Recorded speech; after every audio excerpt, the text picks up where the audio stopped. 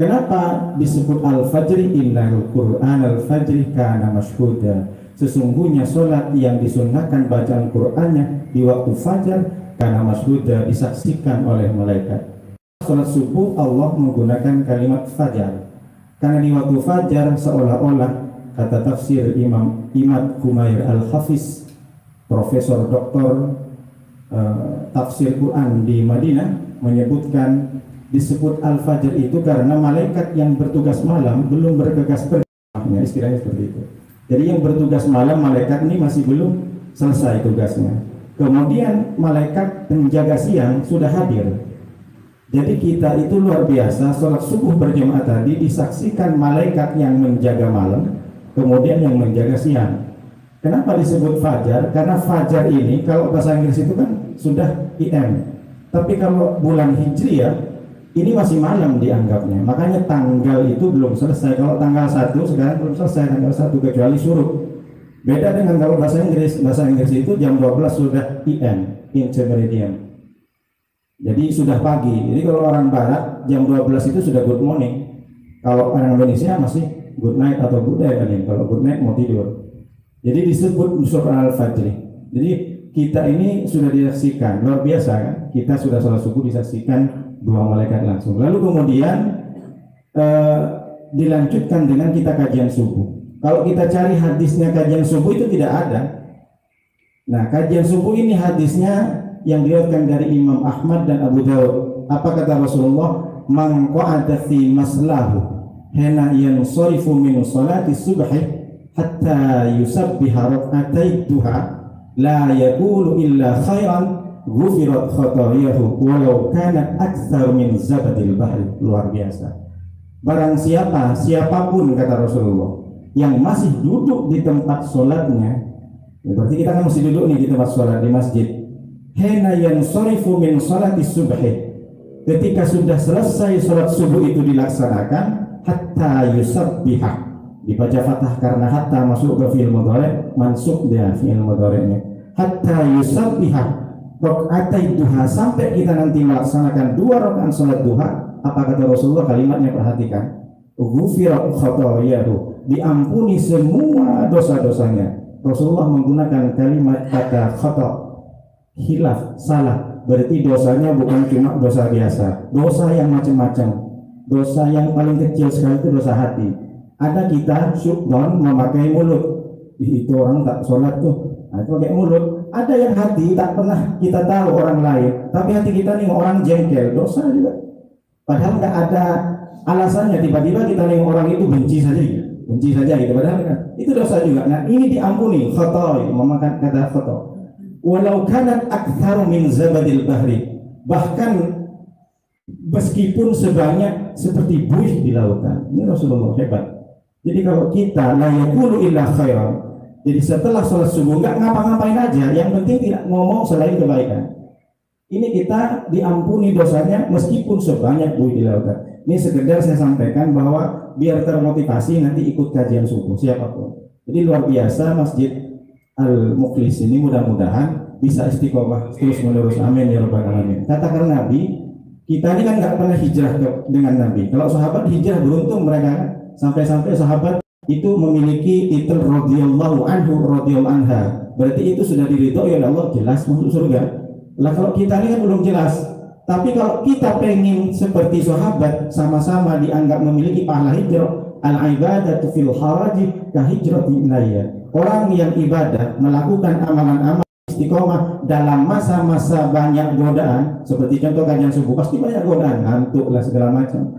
Maka kalau kita istiqomah terus melaksanakan, melakukan, mengikuti, maka ka hijrati ilayya, kata Rasulullah, seperti hijrah denganku. Ini luar biasa. Baik Ustaz Abbas, boleh dibaca dulu hadisnya karena kita hajian, takut kelamaan nanti dimarahin pula. Bismillahirrahmanirrahim.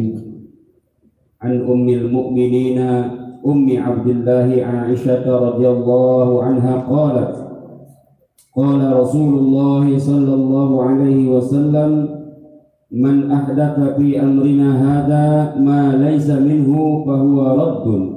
Rawahul Bukhari wa Muslim. Wa fi riwayatin li Muslim man 'amila 'amalan laisa 'alaihi amruna fahuwa raddun.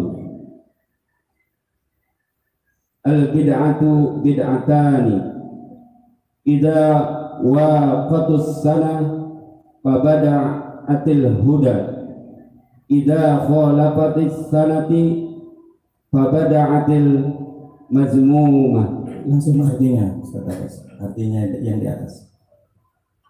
Dari Ummul Mukminin Ummu Abdillah Aisyah radhiyallahu anha, dia berkata, Rasulullah sallallahu alaihi wasallam bersabda, siapa yang mengada-ada dalam urusan agama kami ini yang bukan berasal darinya, maka dia tertolak. Dalam riwayat Muslim disebutkan, siapa yang melakukan suatu perbuatan ibadah yang bukan urusan agama kami, maka dia tertolak. Ustaz, terima kasih. Nah, tadi saya juga menyampaikan berarti mengenai izin Pak Yai Royan menyampaikan di awal semua yang bid'ah itu dolalah. Kalau yang dolalah berarti masuk neraka. Jadi kalau dengar ini ngeri-ngeri sedap ya. Tapi kita bahas hari ini. Baik, hadis ini adalah hadis arba'in yang kelima, diceritakan dari Ummul Mukminin. Ini kunyah, lakop, julukan ibunda atau ibunya orang-orang mukmin. Siapa itu? Ummi Abdillah Aisyah radhiyallahu anha, yaitu ibunya Abdillah Aisyah radhiyallahu anha. Jadi Aisyah ini sahabat Nabi juga. Jadi kalau ada yang tanya, Ustaz, kenapa kok dibilang sahabat juga? Kan dia istri. Beliau istri secara kekeluargaan, tapi secara hadis, periwayat hadis adalah sahabat. Kenapa? Karena sahabat itu syaratnya ada 3: bertemu dengan Nabi, beriman kepada Nabi, dan mati dalam keadaan Islam. Siapapun, ada yang hidup di zaman Nabi tapi tak pernah beriman lagi, tidak dinamakan sahabat. Ada juga bertemu Nabi tak dinamakan sahabat karena tidak beriman, Abu Jahal, Abu Lahab. Dia bertemu Nabi tapi tak dikatakan sahabat. Nah, Aisyah ini istri sekaligus sahabat. Al-Ummul Mukminin, ibu dari orang-orang mukmin. Siapa yang menjuluki Aisyah bahwa ia adalah beliau ibundanya orang-orang mukmin? Ini Allah. Allah menyampaikan dalam surat Al-Ahzab ayat 6, An-nabiyyu aula bil mu'minina min anfusihim wa azwajuhu ummahatuhum. Nabi itu lebih utama dari orang-orang mukmin dibandingkan dirinya. Wa azwajuhu ummahatuhum, dan istri Nabi itu adalah ibu dari orang-orang mukmin. Makanya istri Nabi tak boleh dinikah, haram. Mohon maaf, macam menikahi ibunda sendiri. Jadi Ummi Mukminin dijulukin lakop yang disematkan kepada Siti Aisyah ini dari Allah. Jadi bukan mengada-ngada. Nah, siapa Siti Aisyah disebutkan dalam syarah ini karangan Imam Hisham, syarah surat Arba'in ini. Afdalu zaujati Rasulillah ba'da Khadijah Aisyah wa hiya zaujatul wahid bikra. Paling utamanya istri Nabi setelah Khadijah itu Siti Aisyah. Dan beliau adalah zaujatul wahid. Wahid itu the only one. Jadi satu-satunya. Kalau wahid itu satu, tapi kalau wahid ada ya-nya itu the only one. Satu-satunya, the only one of Nabi's wife. Bikron yang virginity, jadi perawan. Ini satu-satunya istri yang perawan, yang gadis. Kenapa? Karena Siti Aisyah dinikahi Nabi pada umur 9 tahun. Ada yang bilang, ulama mengatakan aksar, jadi 10. Apakah ini yang jadi masalah di Indonesia? Jadi Abdullah bin Umar bin As, Abdullah ini anaknya Abdullah ini anaknya Amr bin As. Dia selisih dengan bapaknya 11 tahun. Jadi Amr bin As itu berarti melahirkan Abdullah ini umur 10 tahun. Berarti nikahnya itu umur 11 tahun. Jadi nikahnya itu sekitar umur 10 tahun. Berarti istrinya lebih muda lagi dari Amr bin As. Padahal Nabi sudah bilang bahwa ketika mampu kalian nikah aja lah. Dari Ibnu Mas'ud kata Rasulullah, manis data'ah minkumul ba'a falitazawwaj. Jika engkau sudah siap mampu untuk bernikah atau berkeluarga, maka nikahlah. Kenapa? Fa innahu aghaddu lil basar. Sesungguhnya nikah itu menundukkan penglihatan. Wa ahsanu lil fard, dan memelihara kafa'alaihi bisawm, puasa saja. Kenapa puasa? Fa innahu lahu wijaun, sesungguhnya puasa itu akan mengekang hawa nafsu. Ini Rasulullah. Jadi kalau mampu kita, jadi nikah muda itu bagus. Nah, Siti Aisyah ini sepanjang masa ketika sepeninggal Rasulullah sekitar umur 18 tahun. Rasulullah meninggal 11 Hijriah. Nah, Siti Aisyah ini ketika Rasulullah sudah meninggal pada usia 18 tahun. Nah, dari saking alimnya Siti Aisyah, bahkan Rasulullah mengatakan hudu min nisfi dinikum bil khumairah. Ambillah separuh agama dari Siti Aisyah. Jadi paling alim istrinya Nabi ini adalah Siti Aisyah. Dari saking alimnya kerap sering Abu Bakar bapaknya sering nanya tentang hukum. Karena Siti Aisyah kan langsung dengan Rasulullah, bagaimana cara wudunya, bagaimana cara tidurnya, bagaimana tahajudnya Rasulullah, seberapa banyak. Ini Siti Aisyah. Nah, hadis yang diriwayatkan beliau itu 1210 hadis, luar biasa. Di antara 7 sahabat yang meriwayatkan hadis banyak termasuk juga Siti Aisyah. Nah, apa pekerjaan Siti Aisyah setelah sepeninggal Nabi? Yasumud dahar. Disebutkan dalam kitab ini puasa sepanjang masa. Makanya ikhtilaf ulama, ada yang bilang puasa sepanjang masa itu tak boleh, tapi Siti Aisyah ada. Kenapa Siti Aisyah puasa terus menerus sampai meninggal? Karena beliau tak punya suami lagi, tak punya anak. Di sini disebutkan Ummi Abdillah, ibunda Abdillah ini ponakannya, karena sering Siti Aisyah ini sering bermain dengan Ummi Abdillah. Jadi kunyah yang disematkan atau julukan oleh sahabat nih ibunya Abdullah, padahal bukan anaknya Siti Khadijah, karena beliau tak punya anak. Jadi pekerjaannya selain puasa, dia sering menikahkan anak-anak anak gadis, dinikahkan. Kemudian ada satu perkara yang belum diputuskan oleh Siti Aisyah berdasarkan hadis atau petuah dari Rasulullah SAW. Lalu kemudian Siti Aisyah sering juga menyantuni, menyayangi fakir miskin, anak yatim. Ini pekerjaannya. Apakah ada yang benci sama Aisyah? Ada. Siapa? Syiah.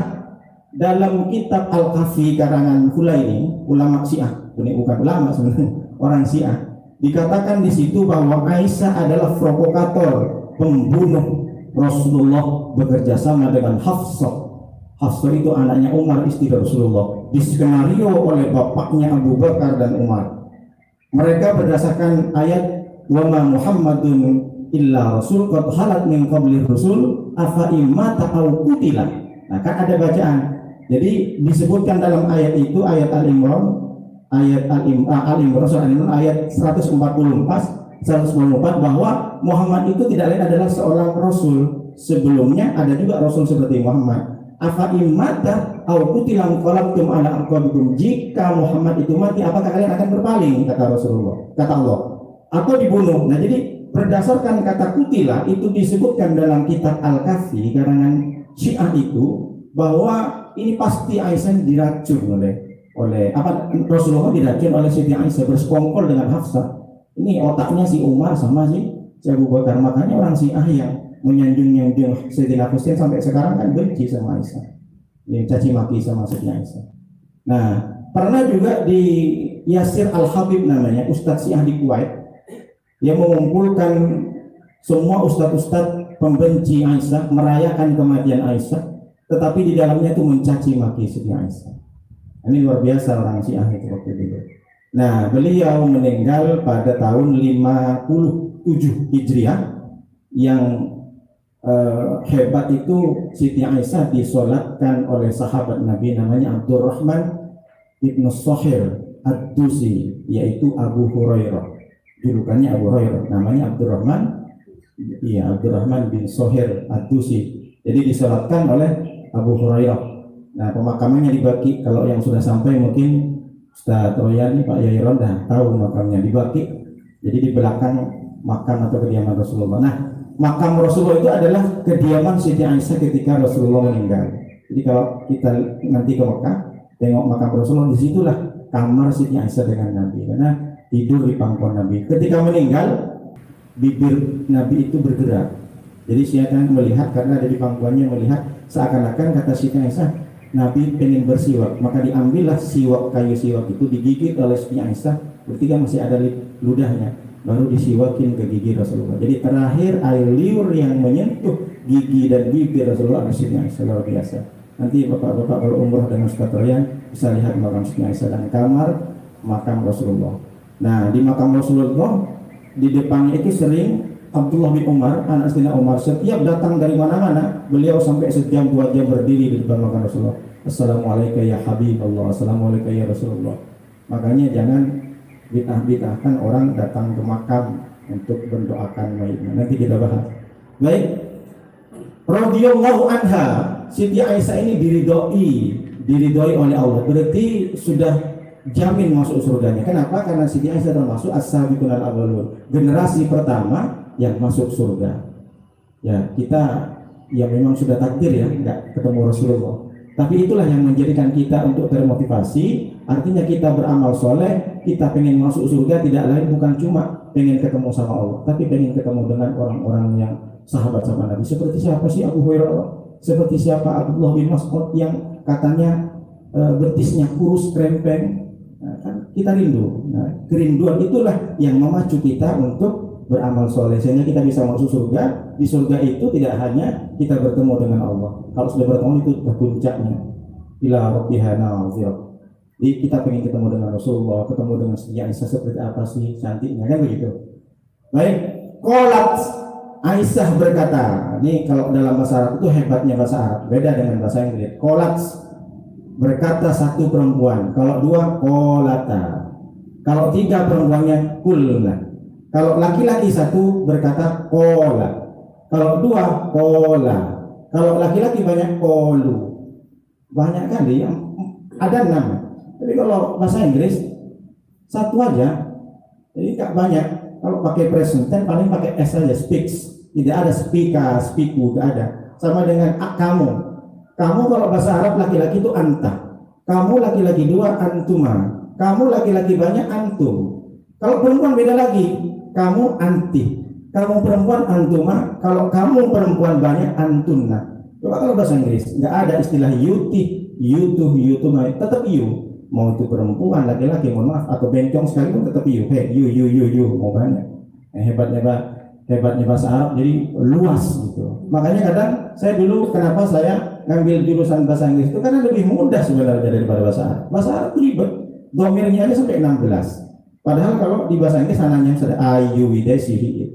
Baik. Kalau Rasulullah SAW, Aisyah berkata bahwa Rasulullah pernah berkata, bagaimana hadisnya? Man ahdasa fi amrina hadza ma laisa minhu raddun.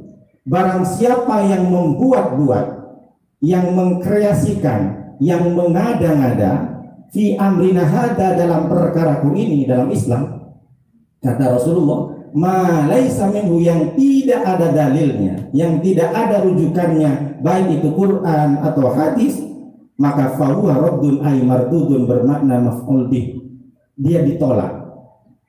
Nah, rawahul Bukhari wa Muslimun, ceritakan hadis ini oleh Bukhari dan Muslim. Maksudnya kenapa disebut 2? Ada hadis yang diriwayatkan oleh Imam Bukhari tapi tidak diriwayatkan dari Imam Muslim.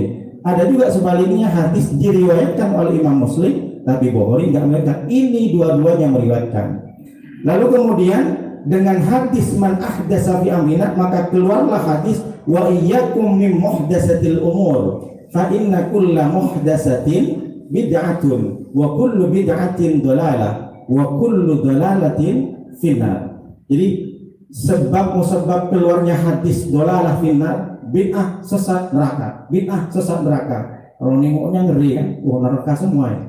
Nah, keluarnya hadis ini gara-gara ada hadis sebelumnya man ahdasa fi amrina hada ma laysa minhu fawaradun. Kita lanjutkan dulu, selesaikan hadisnya. Dan di riwayat Muslim yang lain, man amila amalan laisa alaihi amruna fawaradun. Barang siapa yang melakukan satu perbuatan laisa alaihi amruna, yang tidak ada dalilnya juga, fawaradun, maka itu tertolak.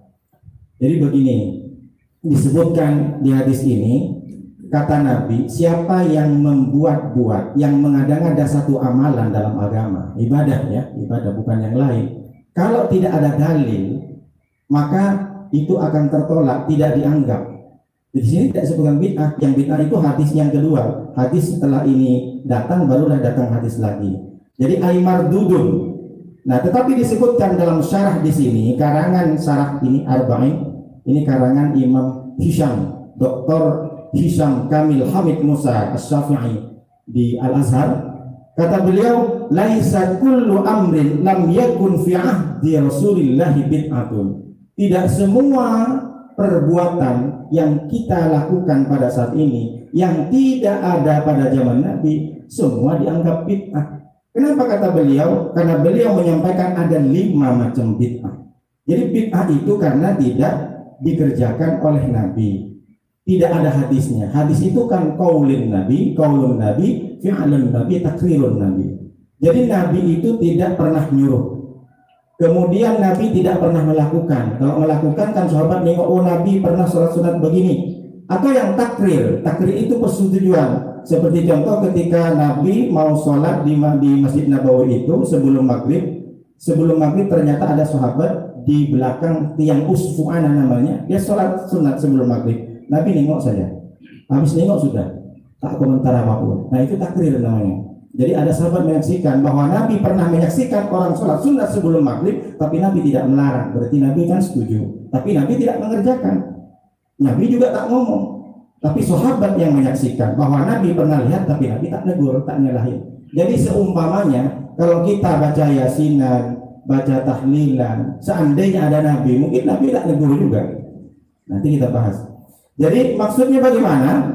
Nah, yang 5 ini bid'ah ini. Jadi semua yang tidak ada fi'lin, qaulin, takrir min Nabi itu bid'ah namanya. Tapi tidak semua bid'ah itu dhalalah. Makanya Imam Hisham ini menyampaikan tidak semua yang tidak dikerjakan pada zaman Nabi itu adalah bid'ah. Yang pertama ada bid'ah wajibah namanya, jam'ul Quran, mengumpulkan Quran, mencetak Quran, mengkopi Al-Quran sebanyak-banyaknya di percetakan. Apakah ada zaman Nabi? Tidak. Apakah Nabi pernah menyuruh, kalian nanti kopilah banyak-banyak Al-Quran? Tidak ada. Nabi pernah di zaman Nabi orang kopi Al-Quran? Tidak ada, karena masih fotokopi. Tapi sampai sekarang Al-Quran bermacam-macam tuh, berwarna, ada yang ini. Nah itu bid'ah. Iya memang bid'ah, tapi bukan bid'ah dhalalah. Bid'ah wajibah, malah wajib karena untuk menyebarkan ilmu. Nah ini yang perhatikan. Kemudian yang kedua, ada bid'ah mustahabah seperti apa? Binaul madrasati, membangun madrasah, pesantren, sekolah. Zaman Nabi enggak ada. Apakah Nabi nyuruh? Tidak ada. Nabi di zaman Nabi sahabat membangun sekolah pesantren, enggak ada. Pesantren itu ketika kita sudah zaman khalaf. Zaman itu kan ada 2, ada salaf, ada khalaf. Manhaj kita ini manhaj salaf meskipun kita sudah ada di khalaf. Manhaj salaf ini 3 abad, 300 tahun sebelum generasi ketiga. Jadi kata Nabi, khairun nas qarni tsummal ladina yalunahum tsummal ladina yalunahum. Sebaik-baik manusia itu pada zamanku, yaitu sahabat Nabi dengan Nabi ketemu. Kemudian tsummal ladina yalunahum, lalu 1 abad selanjutnya namanya tabi'in. Tsummal ladina yalunahum, setelah tabi'in baru tabi'in. Seperti siapa tabi'in? Imam Imam Hanafi masuk ke tabi'in. Kemudian Imam Hasan Al-Basri tabi'in. Jadi langsung bertemu dengan sahabat Nabi Anas bin Malik. Anas bin Malik ini kan umurnya tua sampai 95. Jadi Imam Al-Basri itu adalah pencetus ahli sunnah wal jamaah. Ini langsung muridnya Anas bin Malik. Pernah berguru kepada Sayyidina Utsman, pernah berguru kepada Sayyidina Ali juga. Ini Imam Hasan Al-Basri, pencetus ahli sunnah wal jamaah. Lalu kemudian ada tabi'in, tsummal ladzina lahum, 3 generasi selanjutnya. Salah satunya adalah Imam Syafi'i. Salah satunya adalah Imam Hambali, Maliki, Syafi'i. Ini masuk ke generasi ketiga. Lalu setelah generasi ketiga itu namanya bukan salaf. Makanya yang dimaksud dengan salafus sholeh 3 generasi ini. Setelah salaf baru khalaf. Abad ke-4, ke-5, ke-6, ke-7 sampai sekarang ini khalaf namanya. Tapi kita masuk ke manhaj salaf. Kenapa? Karena Imam Asy'ari itu ikut manhaj atau madhabnya Syafi'i. Syafi'i salaf. Lalu Imam Ghazali meninggal 505. Imam Ghazali manhajnya manhaj salaf karena ikut Imam Syafi'i. Lalu kemudian salah satu contohnya Imam yang terakhir siapa? Imam Nawawi. Imam Nawawi juga 676. Dia masuk khalaf, masa khalaf bukan salaf, tapi beliau menggunakan atau memfungsikan syariatnya kepada bertendensi kepada Imam Syafi'i. Kita Syafi'i karena kita kunut. Imam Syafi'i ini mulai dari hidup sampai meninggal kunut. Jadi kalau yang tak kunut itu berarti bukan mazhab salaf. Mungkin ikut yang qunut itu ada dua, Imam Maliki sama Imam Syafi'i. Cuma bedanya kalau Imam Maliki qunut sebelum ruku. Jadi sebelum ruku Imam Maliki itu qunutnya tak nyaring juga meskipun mau. Wah, gitu kan. Kalau Imam Syafi'i nyaring kalau jadi imam. Nah, kalau Imam Syafi'i kan sama dengan kita. Terus lagi kalau Imam Maliki ini kalau takbir tidak begini. Allahu Akbar ini. Allahu Akbar Imam Maliki. Lalu alhamdulillah tidak baca bismillah. Lalu kemudian qunutnya sebelum ruku. Jadi nanti kalau nengok orang seperti itu jangan tiba-tiba bid'ah. Enggak pakai bid'ah. Mana tahu beliau ikut Imam Maliki. Jadi kita ini Syafi'i. Makanya Imam Syafi'i sampai meninggal Imam Syafi'i berqunut terus. Karena beliau bertendensi kepada Sayyidina Umar. Tidak ada perintah qunut langsung dari Nabi Sayyidina Umar. Oke, baik. Yang ketiga, yang keempat itu ada bid'ah namanya bid'ah jaizah seperti aklul makrunah. Karena ini adalah Imam Hisham ini orang Mesir. Jadi sampai dibahas juga aklul makrunah. Aklul makrunah itu makan spaghetti, mie yang besar-besar di Mesir sampai sekarang ada. Itu tetap dikatakan bid'ah, tapi bid'ah jaizah, boleh-boleh saja. Lalu kemudian yang keempat, waqtu'amu fil turuqat, dan makan di tepi-tepi jalan seperti orang Melayu. Itu bid'ah juga, tapi bid'ah makruhat, bid'ah yang dimakruhkan. Jadi kita makan itu bid'ah katanya, kata Imam Hisham, tapi bid'ah makruhat, bukan haram. Ini yang terakhir baru haram. Bid'ah muharramat, yaitu ru'yatul aflam, nonton film-film, mohon maaf, film porno, itu baru haram. Kata Imam Hisham Kamil Hamid Musa. Nah, diambil dari yang mengarang syarah Arba'in ini bahwa tidak semua pekerjaan yang tidak ada pada zaman Nabi itu dikatakan bid'ah. Seperti contoh dalam Sinwarul Bala, di sini juga disebutkan biografi tentang Abdurrahman bin Auf, yaqra'u ayat al-kursi arba'an fi rubu'il baiti ba'da raj'ihi kulla lailatin qabla an-naum. Abdurrahman bin Auf dalam kitab Sinwarul Bala karangan Imam Az-Zahabi, Abdurrahman bin Auf setelah sepeninggal Nabi, beliau itu membiasakan setiap jalan dari luar perjalanan lalu pulang ke rumahnya sebelum tidur setiap malam kulla lailatin qabla an-naum, dia menghadap ke pojok sudut rumahnya membaca ayat kursi Allahu la ilaha illa huwal hayyul qayyum la ta'khudhuhu sampai sudut yang sini kan. Sudut yang sini 4 kali terus menerus sampai meninggal melakukan seperti itu. Apakah Nabi ada perintah? Tidak ada. Apakah Nabi melakukan seperti itu? Tidak ada. Apakah ada takrir Nabi pernah di zaman Nabi hidupnya masih hidup Nabi sahabat Nabi? Tidak ada. Abdurrahman melakukan ini ketika Nabi sudah meninggal. Apakah Abdurrahman bin Auf masuk neraka jadinya karena tidak lakukan? Ya tidak. Kan itu baik karena menghidupkan malam baca ayat kursi. Apa salahnya? Man qara'a min al-Qur'ani falahu asr. Barang siapa baca Al-Qur'an apalagi dibacakan di rumahnya, ayat kursi dia terus tahu kan hasilnya untuk mengusir setan-setan. Sama dengan tahlil, kata Abdul Wahab As-Sahbari, baca tahlil la ilaha illallah dengan kencang lari semua setan, kata Abdul Wahab. Makanya di tahlilan orang yang tak mau tahlilan berarti tak mengusir setan. Makanya la ilaha illallah, kata Abdul Wahab As-Sahbari ini keluar semua setan-setannya. Nah ini salah satunya. Jadi tidak semua yang dikatakan bid'ah itu dhalalah. Artinya makanya itu yang dimaksudkan dengan ahdatsa fi amrina hada ma laisa minhu. Ma laisa minhu, perhatikan ini dalam ilmu balaghah mafhum mukhalafah.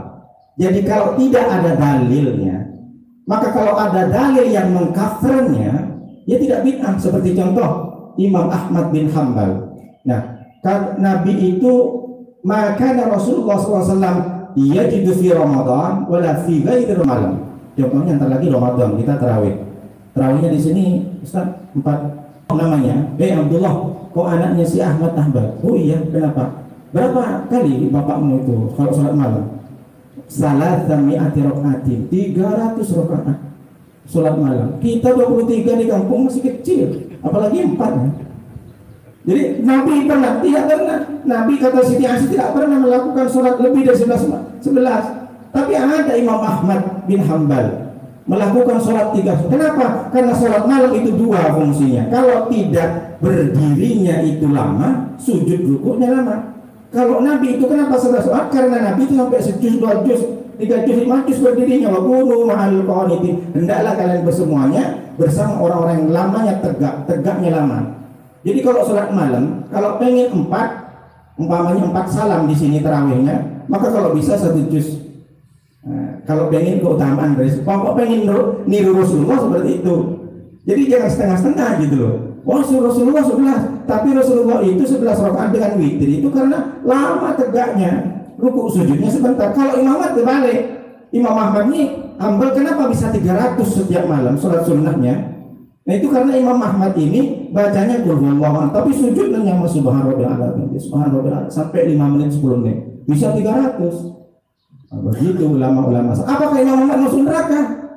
Berani kita mengucapkan Imam Ahmad masuk neraka karena melakukan sholat sampai 300. Sholat kok sampai setengah malam? Gak ada Nabi seperti itu.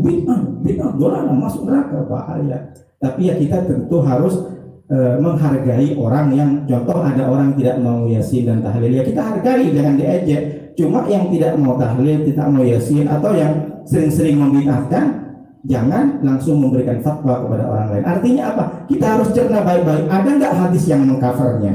Ada hadis nggak yang yang menaungi, yang memayungi? Jadi jangan memahami hadis, paham sendiri, sesat sendiri, yang parah menyesatkan orang lain. Karena memang Nabi sudah mengatakan man ya'isu ba'di fasayara ikhtilafan katsiran.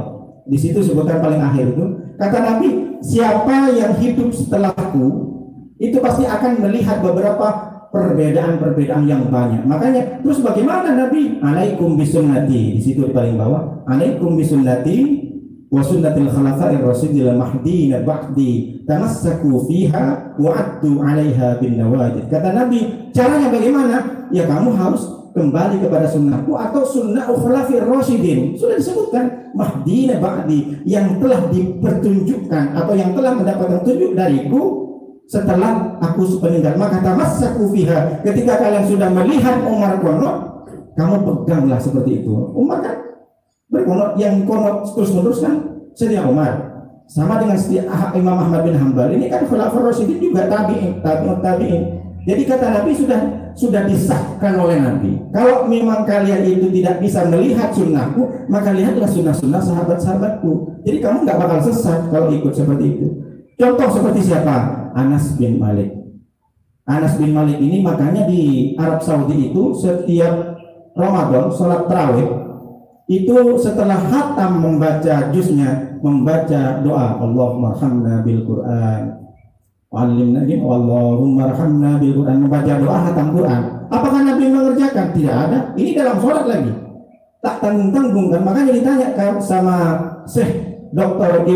Abdul Aziz bin Bas, bagaimana Syekh? Ini kan tidak pernah Nabi membaca doa khatam Quran setelah sholat tarawih di dalam sholat, nggak ada. Bagaimana? La haraj, tidak masalah, silakan lakukan.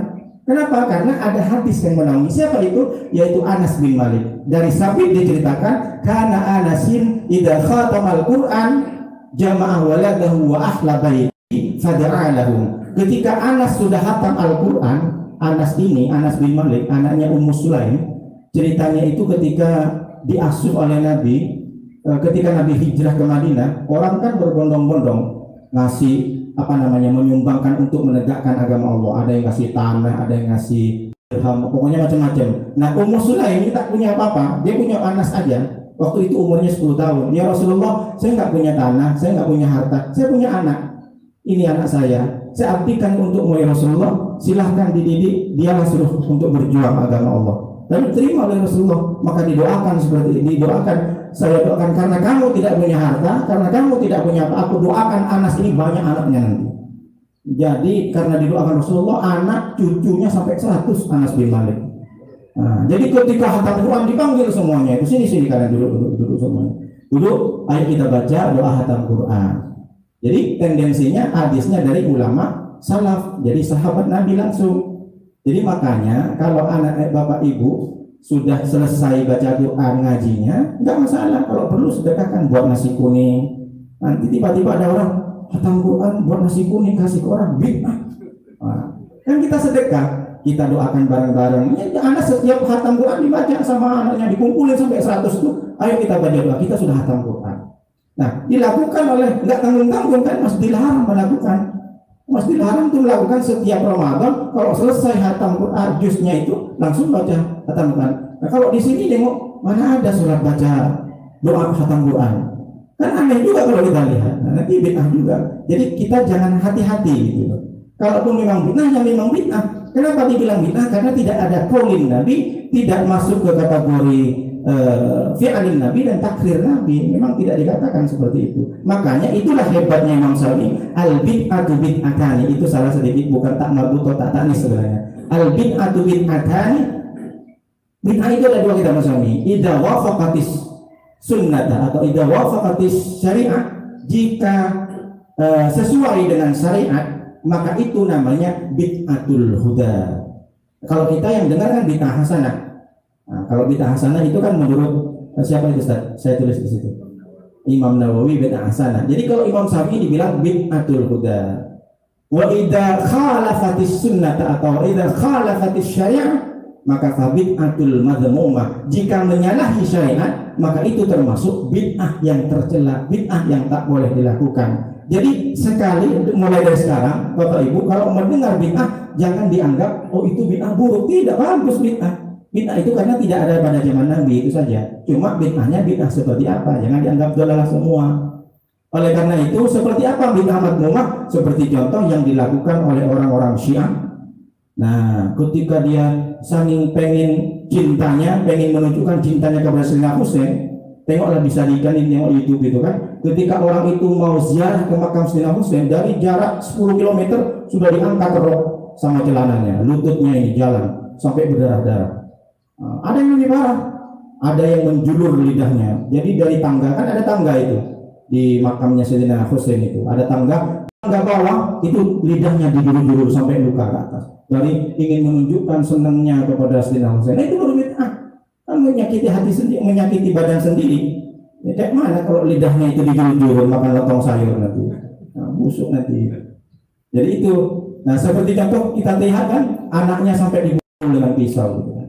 Nah, ketika sudah 10 Muharram ya kalau nggak salah, 10 Muharram itu kan merayakan ke wafatnya Sayyidina Husain. Tidak ada. Padahal keturunan Husain langsung di Hadramaut, Habib Al-Umar, siapa? Beliau yang menjadi juru bicara Habib sedunia itu kan termasuk juga itu keturunan Sayyidina Husain di Hadramaut, di Tarim, di Yaman. Itu banyak di situ Habib-Habib, tidak ada yang menjuru seperti itu. Hanya Syiah kan jalan-jalannya.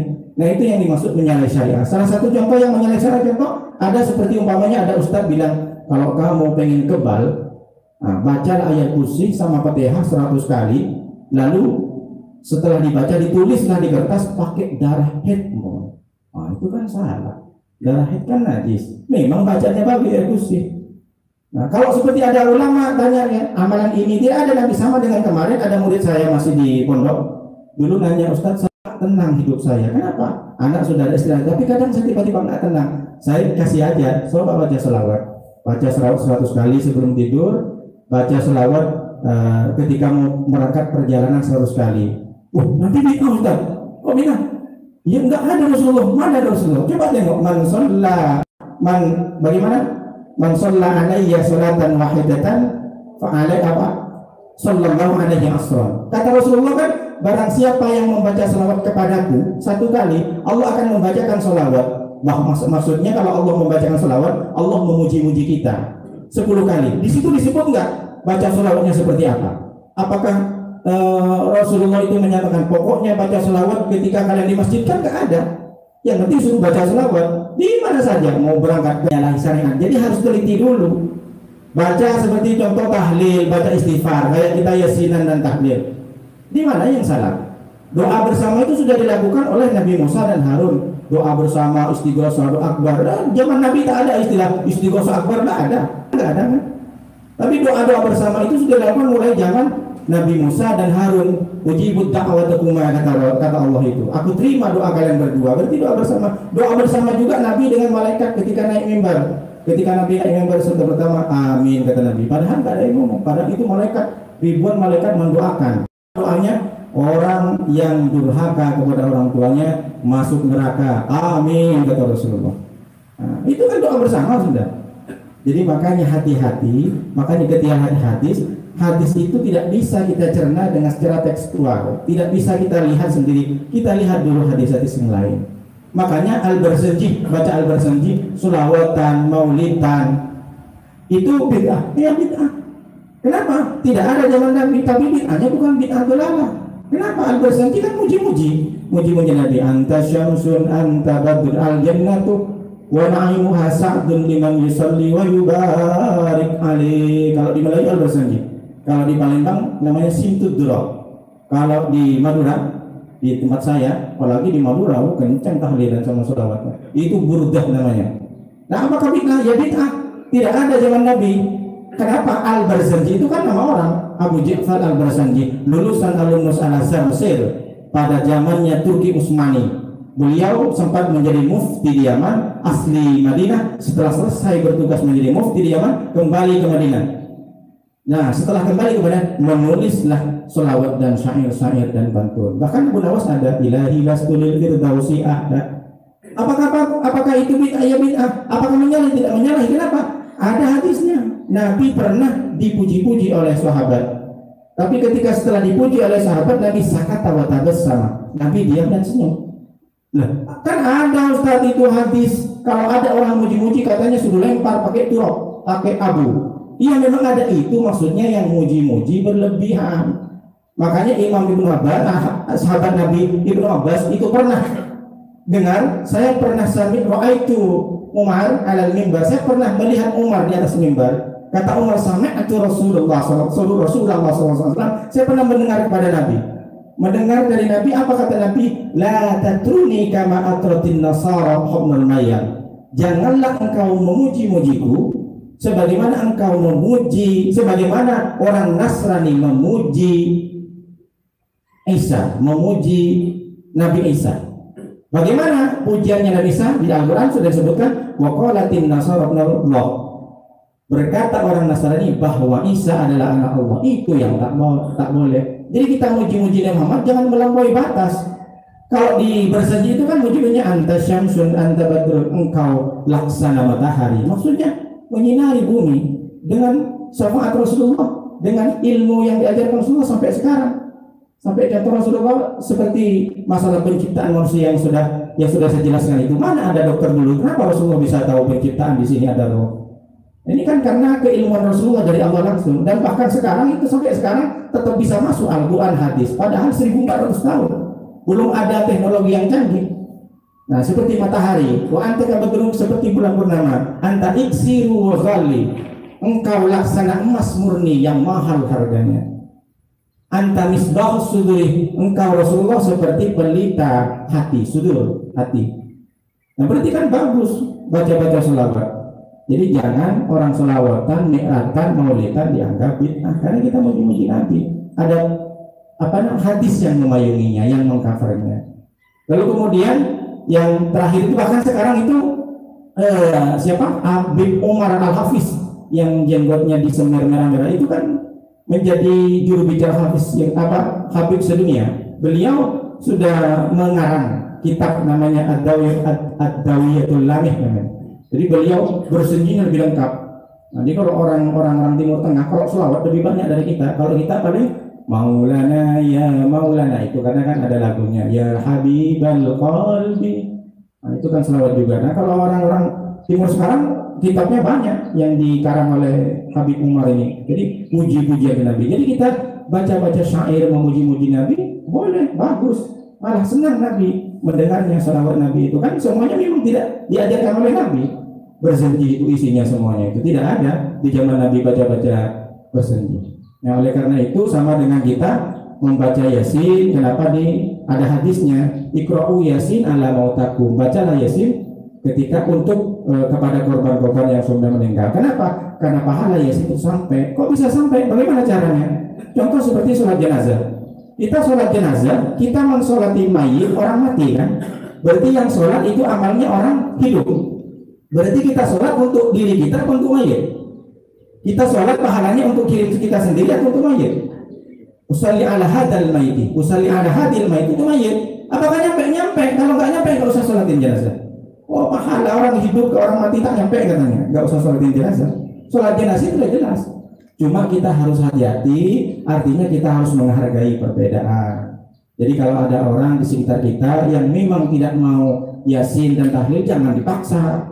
Justru kamu yang bilang kamu ikut, kita hargai. Yang penting yang tidak ikut yasin dan tahlil jangan juga bilang ke orang itu tak bagus tahlil yasin. Karena di Madura juga masih ada gitu, di kampung saya. Tapi karena luar biasa ulama-ulama Madura ini, tahu sendiri ulama Madura, mereka tuh kenceng, jangankan tahlil yasin, sampai pelaksanaan 1000 hari, 100 hari, 40 hari, bahkan setelah meninggal itu setiap malam itu diundang khusus, ada 5 orang ustadz semua diundang sampai 40 hari berturut-turut membaca yasin dan tahlil, tapi di rumahnya diundang khusus, maksudnya di kamarnya si mayat sampai sekarang. Karena bapak saya kan guru ngaji, jadi apa namanya full kalau diundang untuk yasin tahlil, tak kerja apa-apa bapak saya, jadi ngurusin. Kalau diajak ke Batam tak mau, tak enak nanti ada orang ngundang yasin tahlil. Jadi begitulah kalimat hadis yang sudah disampaikan seperti ini. Nah, terakhir ini man amila amalan laisa alaihi amruna fawaruddun. Ada juga Imam Muslim tapi tidak diriwayatkan oleh Imam Bukhari, barang siapa melakukan perbuatan yang tidak ada dalilnya itu juga ditolak. Seperti contoh mungkin ada, kalau saya lulus PNS saya akan sholat di bawah terik matahari seharian umpamanya. Ngapain capek-capek nyiksa diri, itu kan tak ada, mending di masjid iktikaf kan begitu. Atau kalau saya bisa sehat kembali, saya akan keliling jalan kaki Barelang Batu Ampar. Nah, itu kan tak ada juga. Itu yang dimaksud man amila amalan laisa. Mudah-mudahan kajian hadis pada hari ini bisa bermanfaat. Kalau memang ada yang bisa ditanyakan, silakan ditanyakan. Dari sini mohon maaf atas segala kurangan dan khilafan. Kalau yang salah itu dari saya, yang benar insya Allah dan benar memang adanya itu dari Allah Subhanahu Wa Taala. Terima kasih. Hadamullah ilaikum ila thoriqil mustaqim. Wassalamualaikum warahmatullahi wabarakatuh. Mohon koreksi Pak Yai Royan kalau salah. Silahkan kalau memang ada yang ditanyakan, kalau ada kita duduk-duduk kopi. Karena saya lihat ditulis free kopi, luar biasa. Apa namanya, promosi untuk kuliah subuhnya luar biasa. Baik, terima kasih. Subhanakallahumma wa bihamdika asyhadu an la ilaha illa anta astaghfiruka wa atubu ilaik.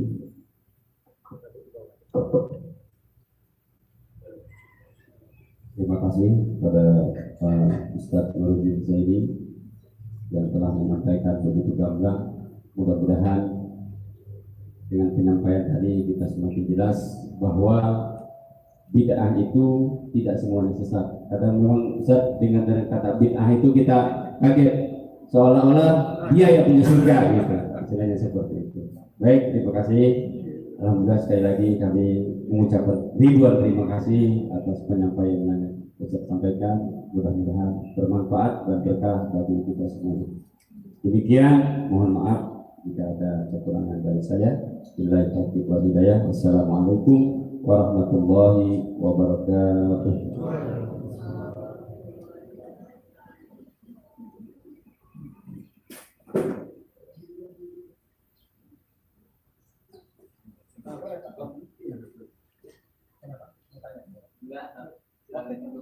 Oh iya. Grogi ada Ustaz, ada Pak Yai. Sambil kita ngopi-ngopi, barangkali ada yang mau dipertanyakan, dipersilakan. Yang bisa saya jawab. Mari Pak, merapat aja Pak sini. Mari Pak, merapat di sini aja kita. Sini Pak Yai.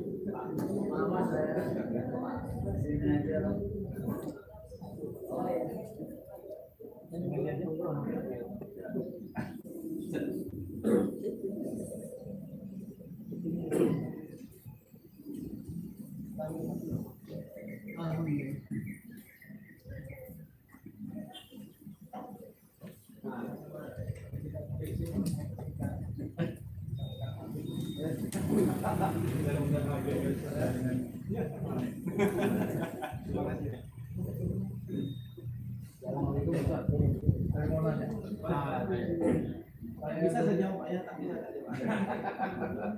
Saya ada dengar aku juga berapa kali dia katakan kalau kita buang angin tanpa bau dan tanpa bunyi, katanya tidak batal. Batal. Jangan angin. Kalau keluar cincin emas pun batal. Setiap sesuatu yang keluar dari dua apa namanya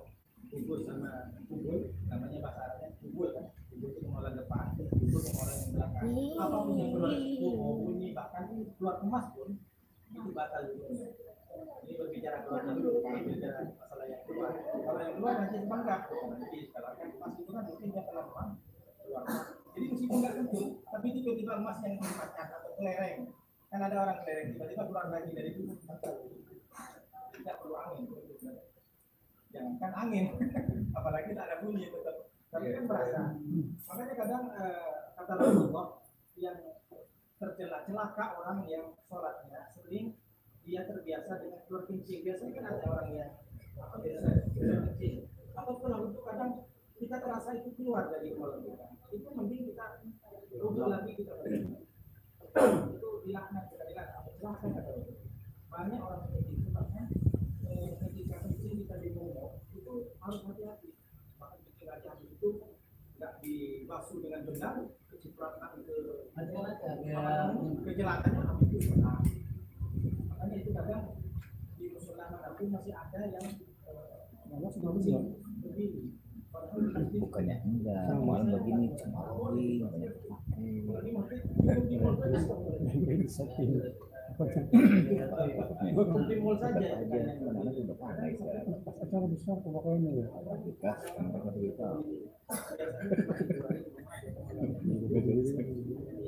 Biasanya mana? Makanya kalau kita tentu di dalam ayat sunah di sunai kalau lagi puasa kita bakal karena ketika kita keluarkan air dia tidur lagi jadi ada air yang masuk jadi meskipun tidak dirasakan tapi kita yakin ada yang keluar meskipun tak biar tak tahu kesempatan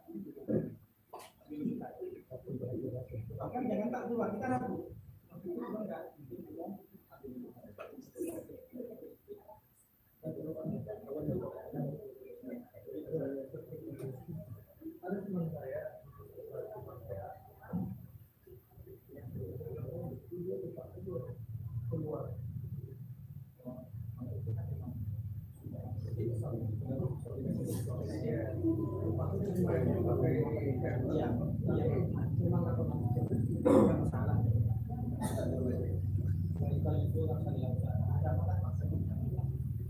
bahkan kita nggak pakai baju kita sholat sah katanya di mana itu di hutan nggak ketemu lagi sholat tidak ada yang di jauh tak ada juga di padang pasir mau sendiri ya sholat ada kita nggak ketemu juga air yang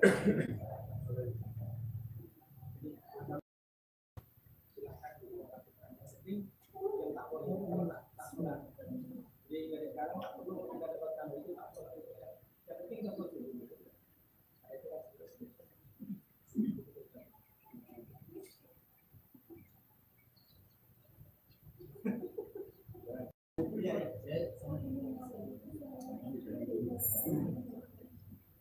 Masa silakan Pak kalau dengan bidang ini palingan ini pas kebetulan materinya saya menunggu pertanyaan tadi.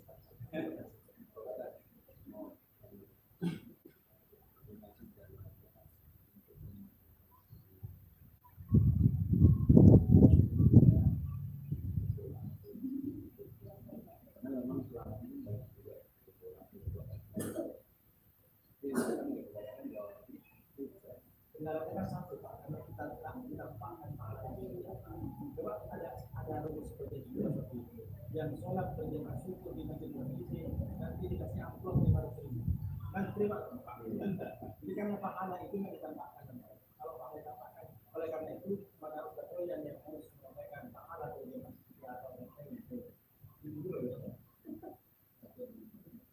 jadi begitu Pak jadi karena orang itu tidak berkesan di pahalanya biasa aja apalagi kadang orang saya sudah sholat terus hidup saya susah kan belum itu kan akhirnya dia tidak termotivasi lagi padahal kan Allah sebenarnya menguji justru kalau kita diuji jadi Allah itu sayang sama kita karena orang sudah beruji sama Allah jadi kalau kita sudah dapat musibah itu Allah kangen sama kita kenapa? Karena Allah setiap malam nungguin kita kalau kita di miskol saja sama bos kita udah miskol 4 kali semua anak ini tapi kalau Allah miskol setiap malam Allah itu kan yang selalu minas sama ibu nilai jadi Allah itu kan turun ke langit itu istilah saja perumpamaan jadi Allah langsung yang menantang tengok siapa yang sholat tapi kadang kita kan kita apa yang merespon kalau kita ini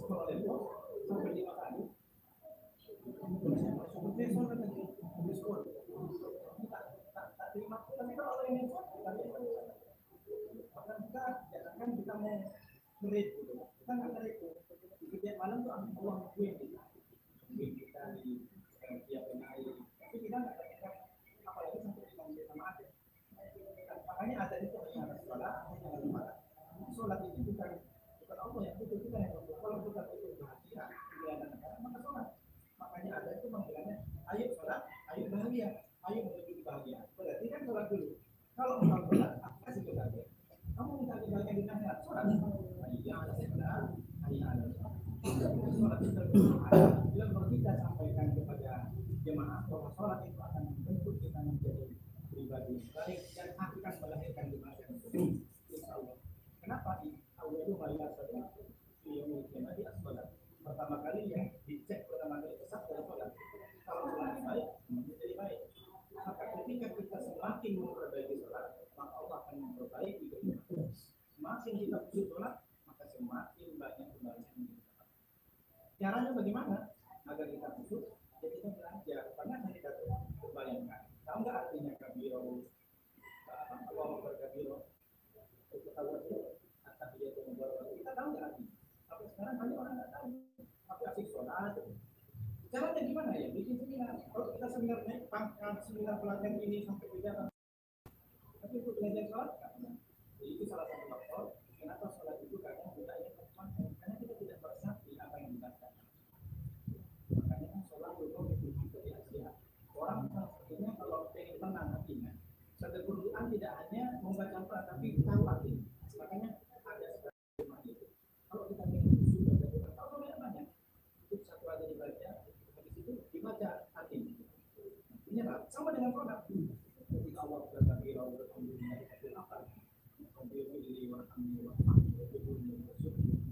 itu lucu sekali istilahnya.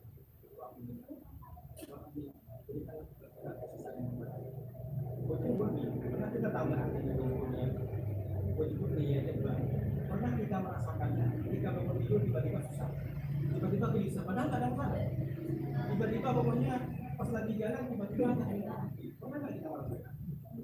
Kalau kita rasakan sholat itu bahwa kita adalah sedang bersimpuh di hadapan Allah, sedang berkomunikasi dengan Allah, kita minta perbaiki anak kita mengajar soal ini dalam sholat. Saya kira mahal. Bahkan kalau kan seandainya kita tahu sholat subuh itu banyak utama perangkat kalau perlu cuma seperti ini. Cuma ya kita akan manusia setan itu tidak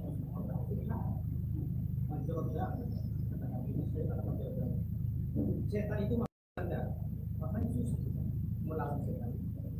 Cuma nggak nampak. Nabi Adam saja dia bisa makan roti kan yang dilarang oleh Allah, wala taqrabus syajarah. Jangan mendekat ke pohon itu, bukan jangan makan. Wala taqrabul qulub ada. Larangan yang disampaikan ke Nabi Adam oleh Allah itu jangan mendekat ke pohon. Karena kalau kamu mendekat bisa makan itu makan juga. Main-main sama dia baru makan baru. Main-main juga. Artinya ada masalah.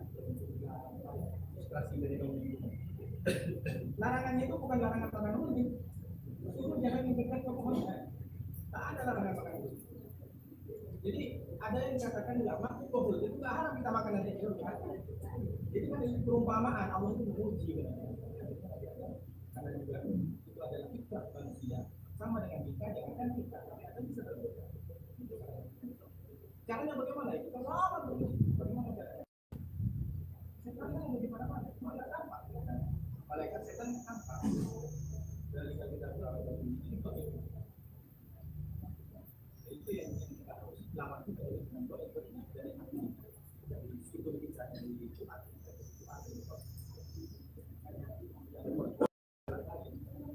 sesungguhnya semangat sholat hidupnya jangan kan mau sholat kemana itu biasa melihat malaikat tak melihat Nabi bertambah semakin dikasih ujian bertambah Nabi Ayub sujud-sujudnya banyak anak semua aja maka Nabi Ayub minta kepada Allah ya Allah saya sembuhkan saja saya bukan untuk sembuhkan bagaimana sih bisa dibaca jadi doa kepada Allah bukan untuk sembuhkan buat berikan kepada saya untuk beribadah tidak ada doa Nabi Ayub itu sembuhkan karena lebih yakin ini memang jadi saya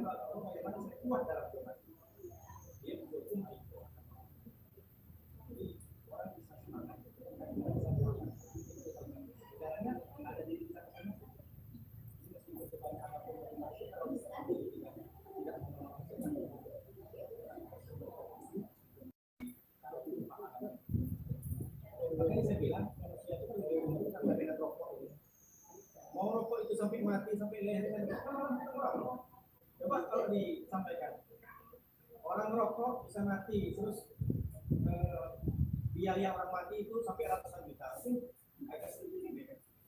Iya, kalau mati sakit anak lagi, keluar duit ini.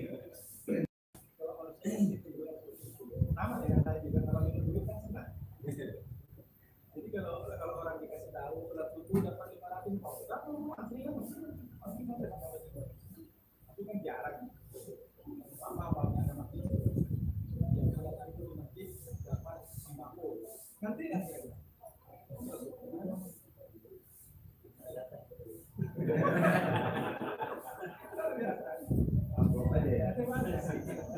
Sembako minyak goreng 2 kilo. Yang sholat subuh dapat minyak goreng 2 kilo. Insya Allah penuh. Ada yang mati.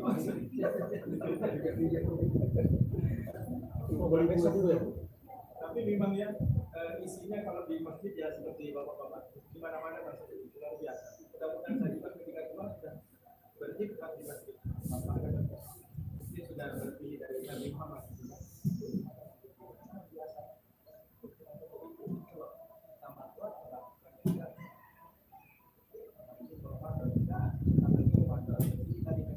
Bisa kehidupan berarti mungkin menurut Allah ada bekal yang tidak cukup. Yang sudah meninggal seperti saya jaga, mungkin menurut Allah sudah bekal yang masih hidup. Nah kita yang masih hidup kan bekalnya.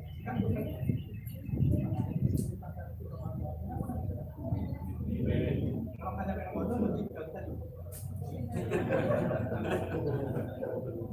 Yang nggak cukup ini udah dipanggil ya. Yang nggak masuk akal sudah dikasih kesempatan karena bekalnya nggak cukup masih main-main kita. Boleh. Masalah isbat. Ya, walu. Mata kaki. Tangan itu. Oh yang ini. Iya, isbat yang tinggal. Kalau di Madura itu Pak, Tri Kiai saya, itu namanya bidaya.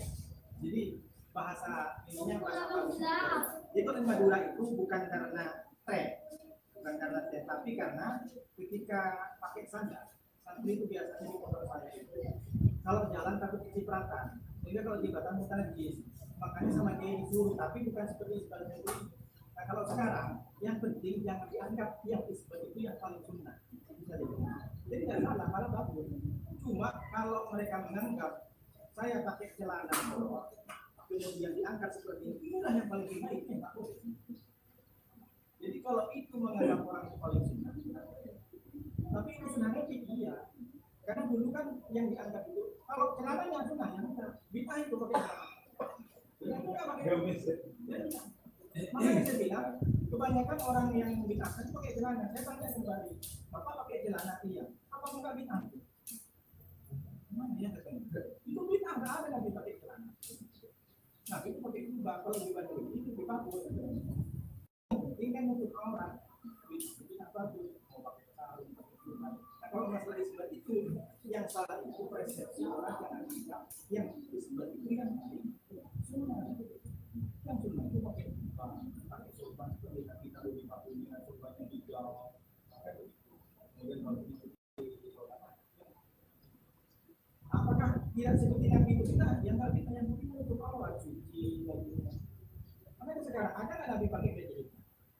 Jadi orang pakai jalan kita tapi kita ini bukan kita. Ada nggak menganjurkan Nabi suruh pakai baju? Ada. Kalau pakai surban ya. Jadi kalau pengen seperti Nabi, surban mungkin baju. Cuma jangan menganggap yang sudah seperti Nabi itu makanya hadis kemarin itu ada orang yang nampak perilakunya itu surga sampai dari saking dekatnya itu tapi ternyata itu mengajarkan kepada kita yang kita juga tidak suka dengan isbal kita juga merendahkan yang isbal seperti itu juga jangan merendahkan dan yang penting sama-sama sholat. Yang tak boleh itu udah pakai celana nggak sholat. Yang salah itu sebenarnya jangan merasa paling sunnah. Apa gitu sholat nggak? Karena tutup aurat. Bid'ah aja bid'ah.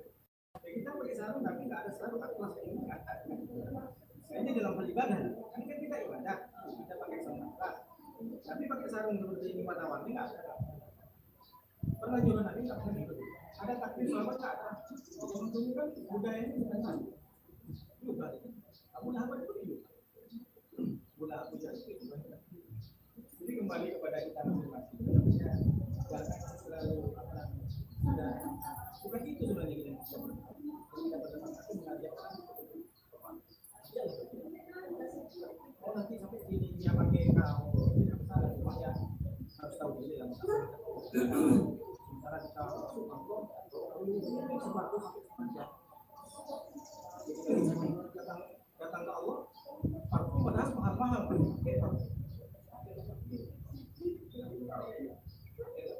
paling bagus sekali kan ada kita mungkin punya baju yang tak pernah dipakai karena baju ini baju idola dipakainya untuk acara pernikahan pakailah baju sakral kita ada saya juga ada bukan tapi saya tetap harus pakai sekali-kali kita ada saja kata baju ini bagus pakainya ketika bertemu yang pakai atau pakainya di mana sutra yang aku juga dipakai jadi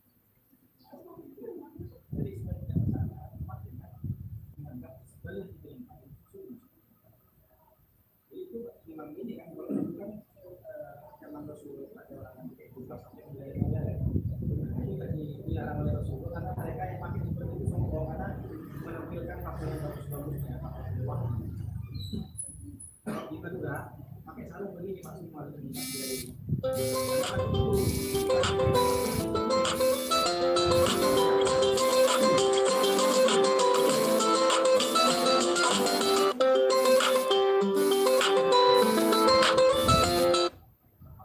cuma kadang ada yang di Batam itu kalau menyentuh najis katanya ambil wudhu lagi ada yang seperti itu Pak saya datang tanah tadi ambil wudhu lagi kenapa ambil wudhu lagi tapi saya kaki kena tangan kenapa duduk kan batal wudhunya katanya